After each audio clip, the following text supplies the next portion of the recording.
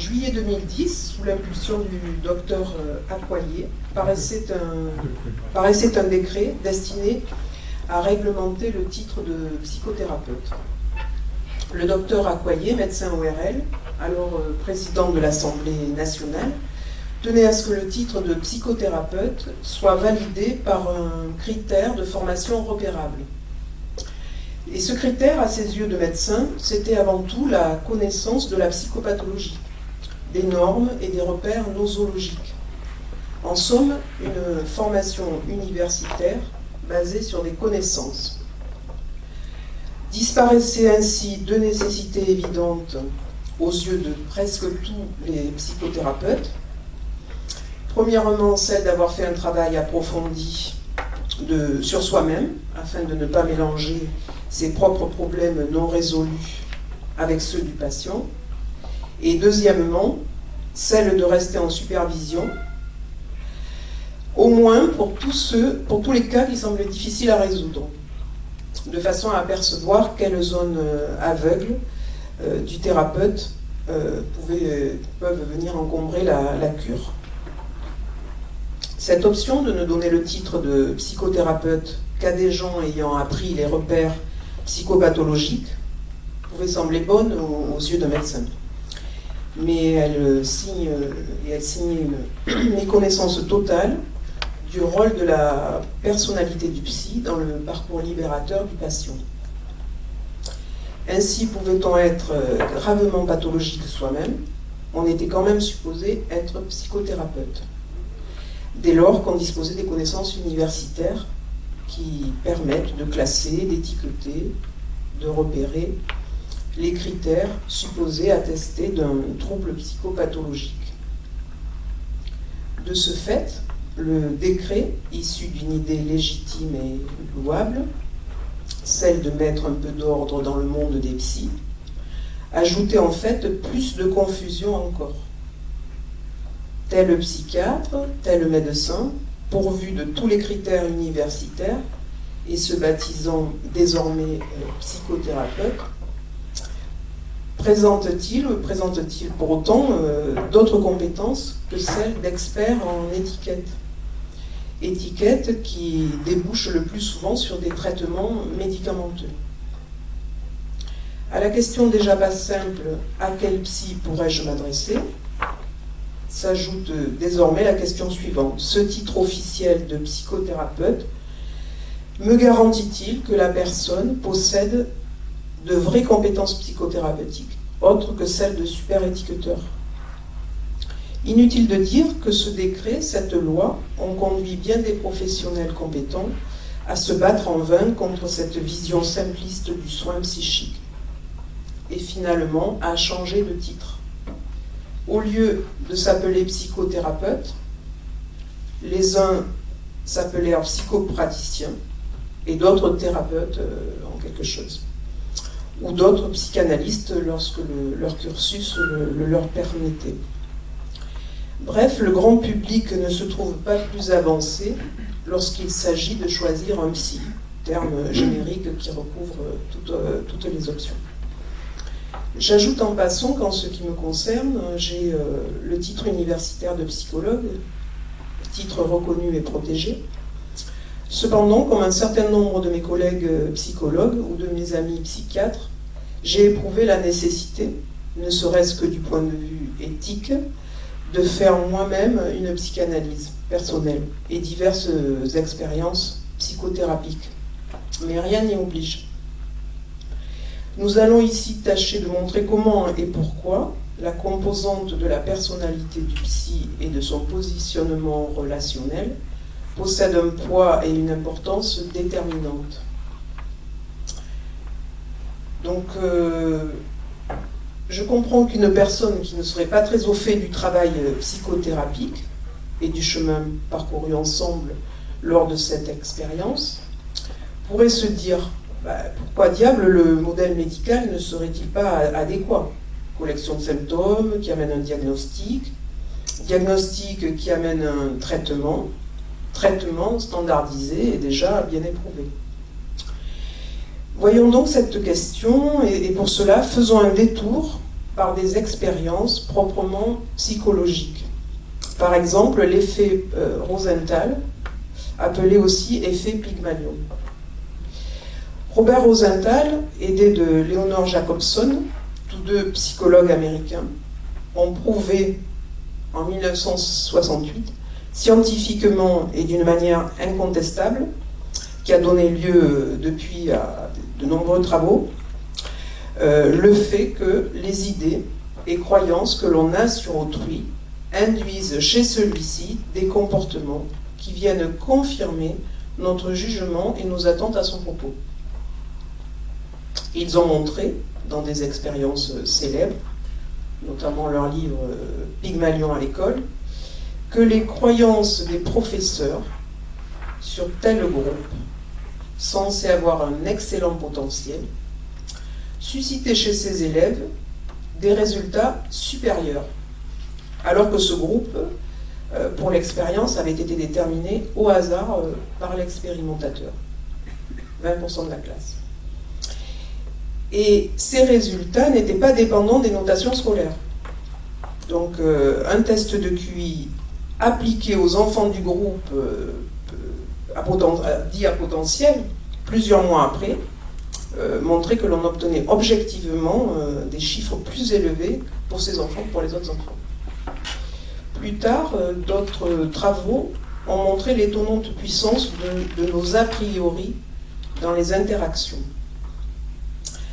Donc encore plus fort, Rosenthal, toujours après avoir constitué 2 échantillons de rats, totalement au hasard, il informe, Rosenthal, un groupe de 6 étudiants, que le groupe numéro 1 comprend 6 rats, sélectionnés d'une manière extrêmement sévère. On doit donc s'attendre à des résultats exceptionnels de la part de ces animaux. Il signale ensuite à 6 autres étudiants que le groupe des 6 rats numéro 2 n'a absolument rien d'exceptionnel et que pour des causes génétiques, il est fort probable que ces rats auront du mal à trouver leur chemin dans le labyrinthe. Eh bien, les résultats confirment très largement les prédictions fantaisistes effectuées par Rosenthal. Certains rats du groupe numéro 2 ne quittent même pas la ligne de départ. Après analyse, il s'avère que les étudiants qui croyaient que leur rat était particulièrement intelligent leur ont manifesté de la sympathie, de la chaleur, de l'amitié. Inversement, les étudiants qui croyaient que leur rat était stupide ne les ont pas entourés d'autant d'affection. Bref, si vous croyez que votre voisin a un fond sympathique, gentil, serviable, eh bien celui-ci manifestera bientôt les comportements conformes à votre idée sur lui. Et cela tient au fait que dans l'interaction avec lui, votre comportement verbal, mais surtout non verbal, transmettra tout votre positif intérieur. Inversement, si vous l'imaginez méfiant, paranoïaque, bizarre, peu fiable, eh bien vous aurez bientôt la preuve que vous aviez bien raison de penser cela, car il se comportera avec vous d'une manière qui vous confirmera votre vision. Et cela se rapproche de ce que l'on a appelé la prophétie auto-réalisatrice. En suivant cette piste, on découvrira bientôt que l'interaction est la clé fondamentale. De même qu'en physique quantique, l'observateur influence ce qui est observé, de la même façon dont l'autre se comporte avec nous, ce n'est pas une réalité objective, entre guillemets, totalement indépendante de notre part, uniquement liée aux supposées caractéristiques de cet autre. Il en découle donc un principe extrêmement intéressant et rempli de potentialités. Dans l'interaction entre un client et son thérapeute, les attentes positives de ce dernier concernant les capacités de la personne qui consulte vont aider celle-ci à découvrir ses propres richesses de solutions et de guérison.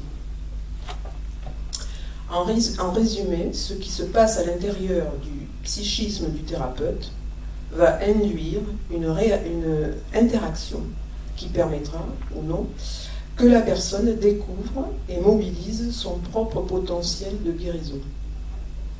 C'est un premier point capital. Les croyances du thérapeute sur le consultant, sa confiance envers les capacités de celui-ci, ses idées sur les ressources existantes chez cette personne, tout ceci va avoir un poids réel sur l'évolution de la cure.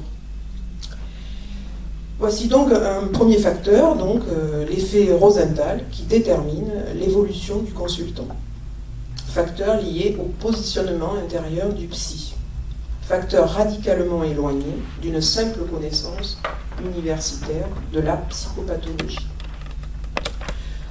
Un second facteur lié à l'interaction, et lui aussi indépendant des connaissances psychopathologiques, est ce que l'on appelle l'alliance thérapeutique. Au-delà des connaissances du psy, c'est-à-dire son savoir, au-delà des techniques qu'il connaît et utilise, c'est-à-dire son savoir-faire, la façon dont il voit ses clients, la manière dont il respecte leur pouvoir, leur humanité, leur richesse, va instaurer une alliance thérapeutique et déterminer la suite de la psychothérapie. Depuis une trentaine d'années, les psys américains de toutes catégories ont effectué un travail scientifique pragmatique appuyé sur des approches statistiques pour tenter de dégager l'intérêt de l'alliance thérapeutique et son poids dans la variance des résultats d'une cure. Nous nous trouvons là face à une démarche empirique, observatrice, dont les résultats méritent d'être pris en compte. Quels sont-ils? Je vous les résume ici.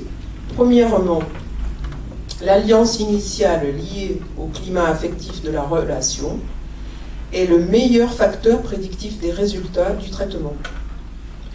Donc les débuts du traitement, les premières séances présentent une importance capitale.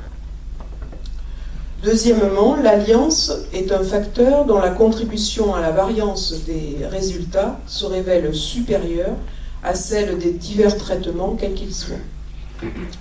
Ceci recoupe d'autres études ayant montré que le type de rapport établi entre le praticien et le patient donnait une meilleure prédiction quant aux résultats que le type de technique utilisé par ce praticien. Et troisièmement, cette alliance initiale se verra ensuite soumise à d'inévitables fluctuations. Elle pourra être restaurée de deux façons, suivant les problématiques du patient et suivant le profil des psys. Soit par le côté empathique et de soutien, donc plus psychothérapique, soit par un travail d'interprétation qui sera donc plus psychanalytique. On voit ainsi qu'un facteur capital pour les résultats du traitement n'est pas directement lié au savoir ni au savoir-faire, c'est-à-dire à tout ce qui peut s'apprendre de l'extérieur, mais qu'il dépend de la qualité relationnelle entre le psy et son client. Qualité relationnelle qui est très liée au savoir-être du psy. Enfin, abordons un troisième facteur, donc après l'effet Rosenthal, l'alliance thérapeutique. Le troisième facteur, l'effet placebo. En effet, dans cette interaction en vue d'une guérison, les croyances et les attentes du consultant possèdent symétriquement aux croyances et attentes du thérapeute leur propre poids. C'est ce qu'on appelle l'effet placebo. Cet effet possède une telle importance que les expérimentations de toutes sortes et dans tous les domaines pour être valables doivent absolument éviter que cette variable placebo vienne biaiser les résultats. D'où la nécessité de mettre en place le double aveugle. Donc, que veut dire double aveugle? Lorsque l'on teste un nouveau médicament, on compare un groupe de patients qui reçoit le médicament et un groupe de patients qui reçoit un comprimé qui a le même aspect, mais qui est composé de produits neutres, comme la farine, le sucre. Or, les résultats ne seront pas fiables si la personne qui distribue les médicaments sait elle-même quels sont les vrais et quels sont les faux. Le simple fait qu'elle le sache, même si elle ne manifeste absolument rien, peut donner des résultats biaisés dans chacun des groupes. Pour éviter ceci, les laboratoires veillent strictement à ce que ni le médecin ou le personnel soignant, ni le patient ne sache qui reçoit le vrai médicament. Tout le monde est donc aveugle, le médecin et le patient. Les résultats pourront donc être fiables, non faussés par l'influence des idées du prescripteur ou du patient. Par ailleurs, on connaît de nombreux exemples dans lesquels le patient, croyant prendre un médicament puissant alors qu'il ne s'agit que d'un placebo, se sent mieux et même parfois guérit spectaculairement. On a même pu prouver que l'emballage, la marque, la couleur du produit, son amertume, son prix présentent une influence sur cet effet placebo. Il est donc important, dans le double aveugle, que le comportement et les médicaments donnés à chacun des deux groupes soient strictement identiques et distribués dans des conditions similaires. Bref et en résumé, les idées et les croyances, les a priori de chacun ont une influence énorme sur les résultats du traitement, quels qu'ils soient, psychologique, médical, chamanique ou de n'importe quel ordre. Et là, nous rentrons dans une zone plus que difficile à cerner, scientifiquement. Parce que si la variable de la personnalité du thérapeute et de son positionnement intérieur, conjuguée à la variable des attentes et des a priori du client, représente un facteur capital de l'évolution du traitement, alors comment évaluer le poids des divers éléments d'une psychothérapie? Ces variables interactionnelles nous donnent une clé explicative concernant non seulement la multiplicité des psychothérapies et des thérapies de toutes sortes, on en a à peu près identifié 400 actuellement, mais aussi le fait que toutes semblent donner des résultats et produisent des témoignages de clients satisfaits. Ça pose question. Avouons que du point de vue scientifique, c'est très agaçant. La tentation, pour tous les esprits formés aux sciences dures, c'est de traiter cela par le scepticisme, au lieu tout au contraire d'en faire un champ de recherche, probablement promis à une grande fertilité. Cette tentation peut concerner certains médecins ou psychiatres, de leur formation scientifique axée sur la clinique des symptômes, le repérage diagnostique, les traitements médicamenteux, émane une sorte de bible de repérage, que l'on appelle le manuel DSM. En français, c'est le manuel diagnostique et statistique des troubles mentaux. Ce manuel, élaboré par l'Association américaine de psychiatrie, a tâtonné au fil des années. Il en est désormais à sa 5e refonte, d'où son nom de DSM-5. Il est d'ailleurs très intéressant de voir comment certains troubles ont pu être étiquetés différemment au fil des années, ce qui permet parfois de voir une norme sociale à l'œuvre derrière la supposée scientificité. Ainsi, par exemple, l'homosexualité est-elle considérée comme une maladie mentale jusqu'en 1973. Puis, suite à un vote des psychiatres américains, cela n'est plus une maladie, car 58% des voix étaient contre. C'est dire la fiabilité d'un diagnostic de maladie mentale. Le problème de ce DSM, champion des étiquettes et des classifications, et adopté par des milliers de médecins, c'est que derrière son apparence de scientificité, sa fiabilité doit être questionnée au regard de la comparaison des diagnostics posés par deux praticiens différents. Une étude à grande échelle aux États-Unis formait des cliniciens de manière poussée à faire des diagnostics en utilisant les critères du DSM. Ainsi, par exemple, des cliniciens expérimentés et très formés se sont mis par groupe de 2 et ils interrogèrent 600 patients. Et on devait voir s'ils pouvaient se mettre d'accord sur un diagnostic. On les considérait comme d'accord si leur diagnostic tombait dans la même classe de troubles, même si ce n'était pas le même type précis. Eh bien, l'accord sur la classe générale des troubles de la personnalité ne fut que de 56%. Ce n'est que dans un peu plus d'un cas sur 2 que ces cliniciens spécialement entraînés sous la direction des chercheurs étaient d'accord sur la catégorie générale des troubles de la personnalité. Imaginez la fiabilité pour un trouble spécifique avec un professionnel de santé ordinaire dans un contexte clinique actuel. Au-delà du doute sur la fiabilité de ces diagnostics, on peut aussi émettre un doute sur l'utilité de ces diagnostics. En effet, il serait très utile s'ils amenaient une réponse ciblée, un traitement spécifique, conduisant vers des résultats bien nets, pour lesquels une certaine prévisibilité serait le signe d'une approche scientifique. Mais de nombreuses études américaines ont démontré qu'il n'y avait pas de corrélation entre le diagnostic et le résultat. Une autre publication, toujours aux USA, a montré que les antidépresseurs sont utiles pour la dépression sévère, la boulimie, les attaques de panique, les troubles obsessionnels, les compulsions, le déficit d'attention, la catatonie, la migraine et le syndrome du côlon irritable.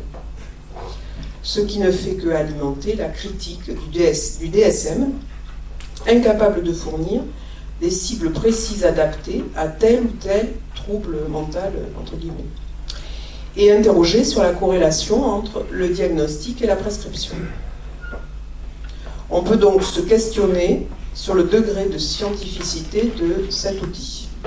Pourtant, l'OMS semble vouloir prendre le DSM comme une référence.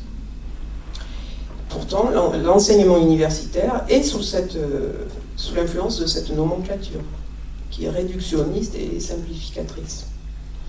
À cette lumière, on comprend mieux pourquoi le docteur Accoyer pensait bien faire, en demandant avant tout et pour tout des connaissances en psychopathologie, censé être le nec le plus ultra du psychothérapeute. Devant ces faits, de nombreux psychiatres, tant français qu'américains, se sont élevés contre les dérives que cela induit. Et ils ont vu venir à leur côté des psys d'autres obédiences, tous choqués de voir comme cet étiquetage amenait à réduire le sujet à une collection de symptômes et à une étiquette psychopathologique, pour finalement le traiter par des médicaments.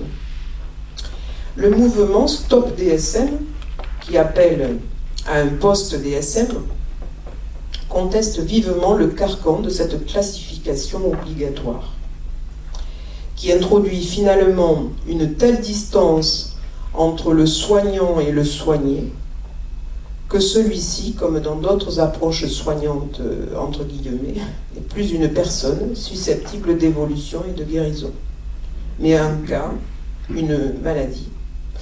La personne ainsi désindividualisée est assimilée à une étiquette. Dans son ardeur à essayer d'être similaire au modèle médical classique, collection de symptômes, diagnostic, traitement, la psychiatrie ne risque-t-elle pas de perdre le contact avec la réalité soignante et de devenir une subordonnée des laboratoires pharmaceutiques? Mais en fait, ce modèle médical, qui fait de la personne un cas repérable, ne relève pas du travail psychothérapique.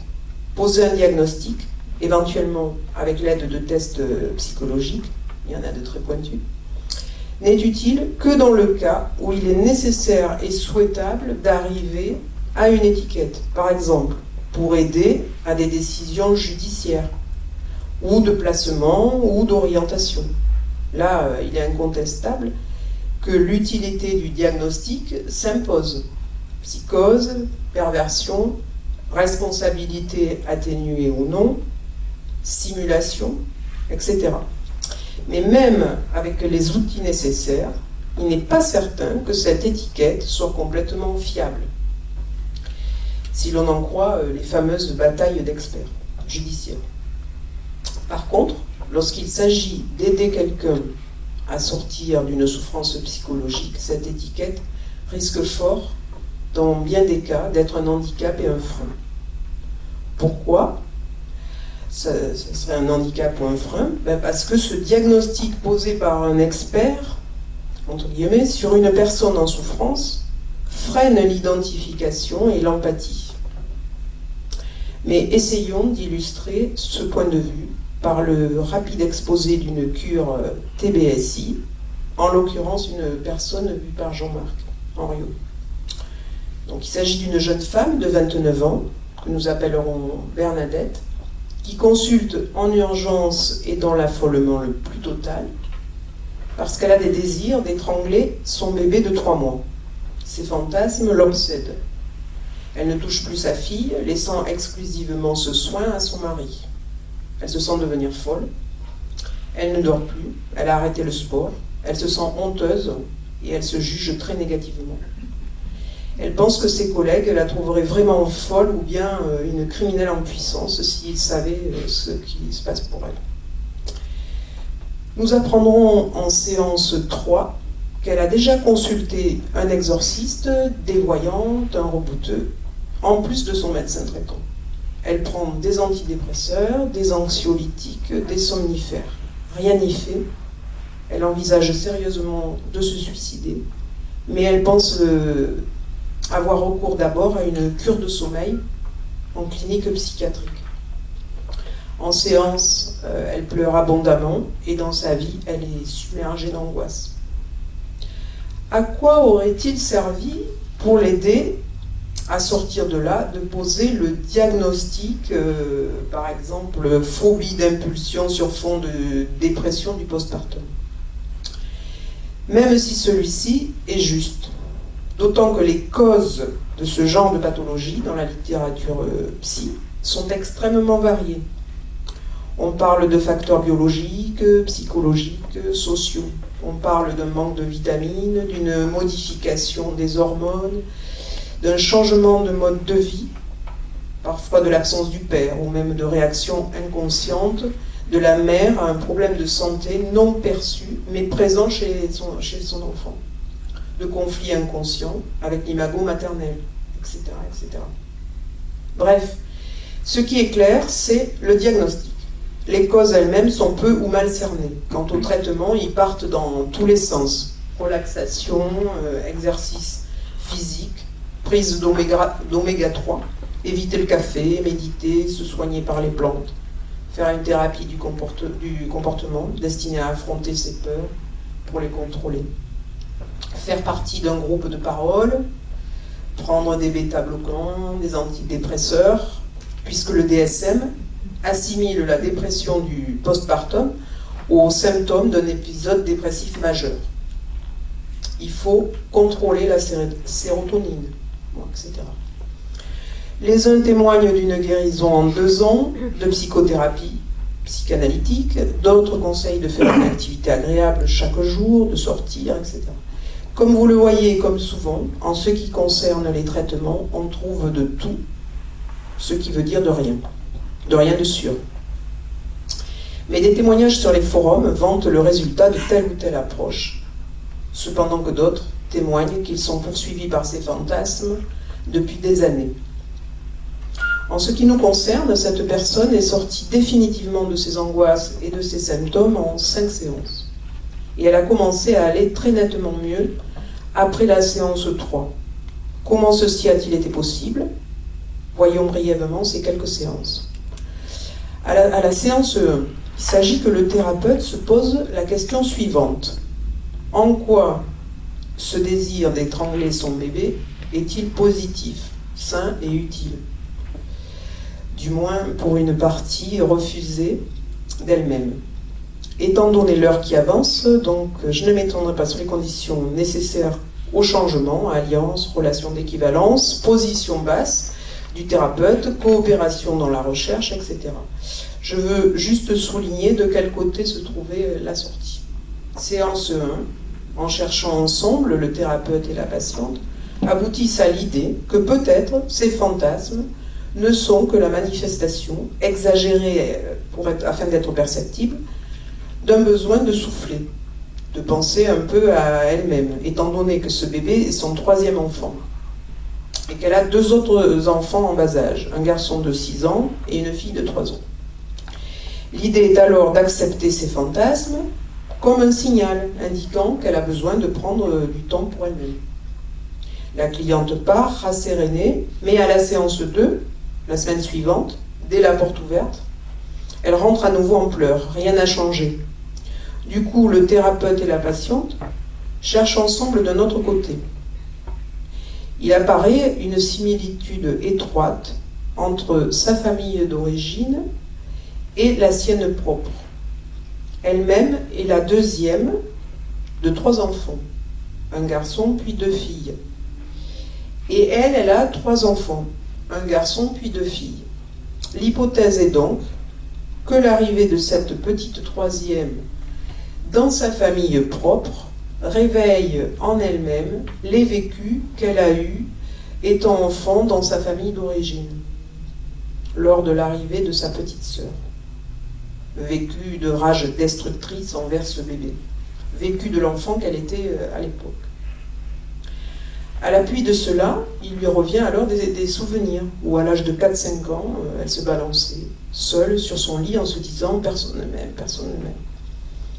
La petite expérience nouvelle à faire dans sa vie, trouvée ensemble en cette fin de séance 2, consistera à se dire, lors d'une fois où elle sera possédée par son désir de tuer son bébé, se dire, juste une fois donc, c'est la petite fille en moi qui veut tuer sa sœur et qui souffre du manque d'amour. Plutôt que de penser, je suis la mère qui veut tuer son bébé. La cliente part rassérénée, mais à la séance 3, la semaine suivante, elle rentre à nouveau en pleurs. Rien n'a changé. Le thérapeute constate qu'elle n'a pas fait l'expérience proposée. La séance 3 va donc être centrée sur réellement réaliser cette expérience et pas seulement l'avoir comprise.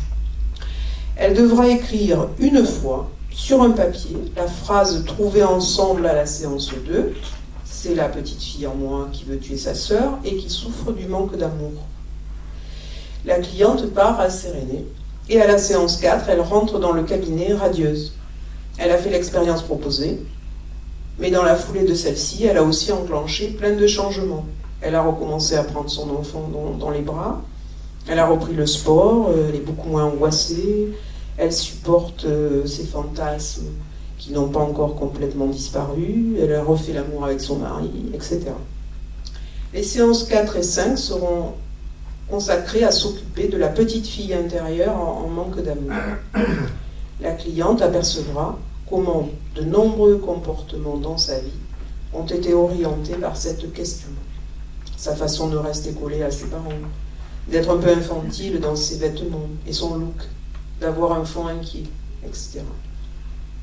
À la séance 5, située désormais 3 semaines plus tard, elle dira que non seulement elle n'a plus ses fantasmes, ou alors de façon très rarissime, mais aussi qu'elle se sent désormais plus libre et plus mûre qu'auparavant, et que par ailleurs, ses relations avec ses enfants sont excellentes. Elle reviendra de temps en temps, une fois par mois, puis une fois par trimestre, et arrêtera après 10 séances. En fait, ces 5 séances supplémentaires, étalées dans le temps, n'avaient que pour fonction de venir constater et partager combien elle allait bien. Elle avait arrêté tous ses médicaments à la séance 4, et elle n'en a plus repris depuis. Pour ce cas illustre, me semble-t-il, ce que Delphine Gonor vient de nous présenter, l'accueil bienveillant du symptôme. c'est-à-dire en quoi est-ce positif de vouloir tuer son enfant. Et la ferme croyance que ce travail va permettre à la personne non seulement la guérison, mais aussi l'amplification de ses capacités par découverte de nouveaux aspects d'elle-même, sous le symptôme.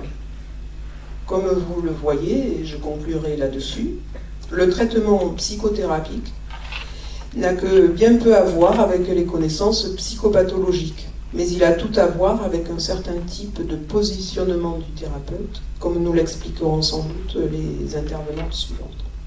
Je vous remercie.